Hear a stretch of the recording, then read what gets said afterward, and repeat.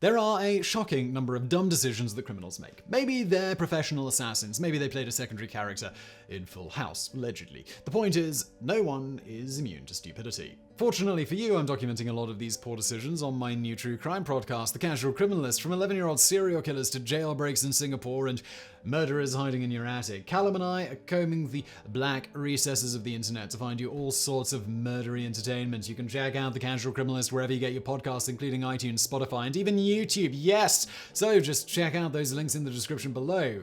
And now today's video.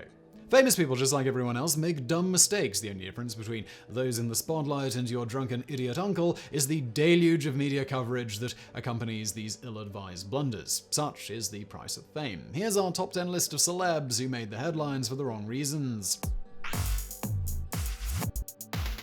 Number 10. Justin Bieber. In the early morning hours of January the 23rd, 2014, Miami Beach police allegedly spotted two exotic sports cars drag racing down a residential street. One of the vehicles, a yellow Lamborghini Spider, was driven by 19-year-old Justin Bieber, accompanied by model Chantal Jeffries. After failing a field sobriety test, the Canadian pop star was arrested on suspicion of driving under the influence, resisting arrest without violence, and driving with an expired license. According to the police report, Bieber's entourage, which included his father, used several SUVs to block traffic, creating a drag strip for the singer to race his friend Kahil Amir Sharif in a red Ferrari. The arresting officers estimated the cars were speeding at approximately 60 miles an hour in a 30-mile-per-hour zone. A toxicology test later revealed marijuana and Xanax in Bieber's system. The teen idol spent just under 10 hours in custody before being released on a $2,500 bond. He later recalled his harrowing ordeal in an interview, stating, "It was really cold. That was the worst part about it." Bieber eventually reached a plea agreement in which the state agreed to drop the DUI charge in exchange for him pleading guilty to careless driving and resisting arrest.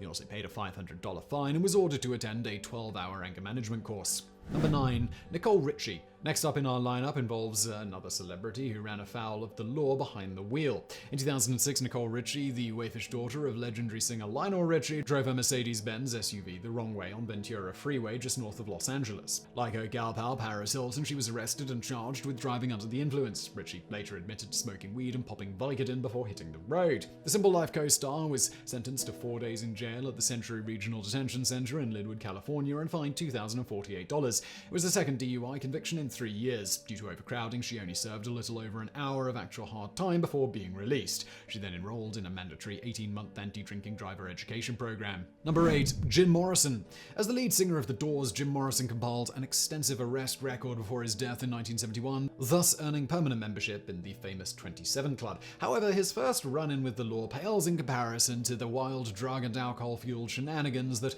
marked his brief but colorful career. While attending a football game at Florida State, Morrison stole an umbrella and a police officer's helmet from a squad car. The Tallahassee Police Department charged him with disturbing the peace by being drunk, resisting arrest, and petty larceny. Number 7. Eugene Robinson. Most athletes try to get a good night's sleep to ensure peak performance, especially before playing in the Super Bowl. The Atlanta Falcons' Eugene Robinson took a rather different approach, spending the night in jail after being arrested for solicitation of a prostitute from an undercover cop. Despite his arrest, Robinson still suited up against the Denver Broncos in Super Bowl 33. He probably should have stayed home and watched TV instead. The two-time All-Pro safety played dismally as the AFC champs romped to a 34-19 victory. Robinson, a devout Christian, had recently received the Athletes in Action Bart Star Award, given annually to a player who best exemplifies outstanding character and leadership in the home, on the field, and in the community. He later returned the award.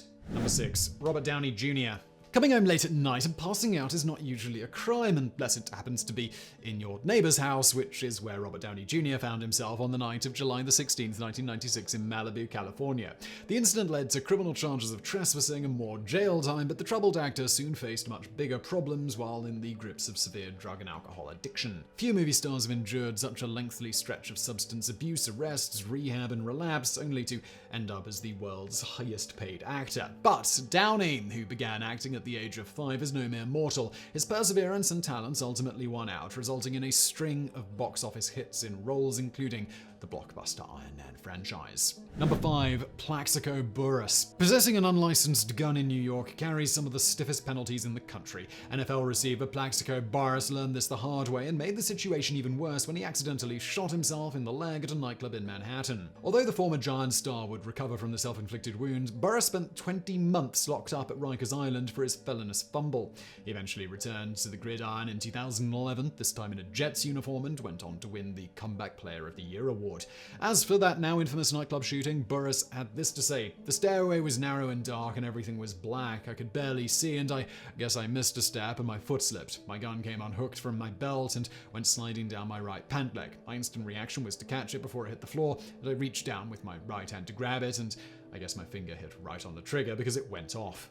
Number 4. Tim McGraw and Kenny Chesney. The old adage, "You can take the boy out of the country, but you can't take the country out of the boy," can be applied not to one, but two Nashville crooners in the year 2000. Tim McGraw and Kenny Chesney were arrested in Buffalo after Chesney rode away with an Erie County deputy's horse. McGraw and his manager, Mark Russo, then allegedly attacked the sheriff's deputies who tried to stop Chesney from his galloping joyride. Both singers had performed earlier in the day at the George Strait Country Music Festival at Ralph Wilson Stadium in Orchard Park, New York. Chesney, McGraw, and Russo were arrested, arraigned, and released on bail. Local authorities charged Chesney with disorderly conduct, but McGraw was ultimately charged with a felony for assaulting a police officer who suffered minor injuries. A year later, all three men involved were found not guilty. According to Chesney, the horsing around had been a misunderstanding that began when the daughter of a sheriff's department captain gave Chesney permission to sit on her father's horse. Unfortunately, what was meant to be a totally innocent and fun gesture was blown way out of proportion, Chesney said. "Tim McGraw and I have been friends for a very long time. When he saw me in danger of being harmed, he simply came over to help out his friend." Number 3. Conor McGregor. The trend of celebrity-branded booze continues to flood the marketplace with a wide range of products, including Trump wine, absinthe, Mansynth, and Dennis Rodman's badass vodka. In 2018, former UFC champion Conor McGregor tossed his hat into the ring with proper number 12 whiskey, a name which has nothing to do with the spirit's vintage, but rather the postal code in Crumlin, Dublin 12, where the fighter was born and raised. The launch would result in a flurry of brutal reviews and a well-publicized barroom punch. On April 6, 2019, the Irishman insisted on pouring free shots of his whiskey to patrons inside Dublin's Marble Arch pub, but when a 50-year-old customer refused, McGregor slugged him. The MMA headliner was charged with assaulting Desmond Keogh and slapped with a €1,000 fine. McGregor later bought the pub and promptly barred Keogh from the premises. Holy shit. That is a flex. Number 2. Paul Rubens. Best known for his wildly popular character Pee Wee Herman, Paul Rubens enjoyed tremendous success at both the box office and on TV throughout the 1980s. However, his career took a sudden nosedive in 1991 after being arrested for indecent exposure at an adult theater in Sarasota, Florida. In addition to providing grist for the tabloid mill, his five-knuckle shuffle also yielded a slew of jokes such as, "What's Pee Wee Herman's favorite meal? Stroganoff."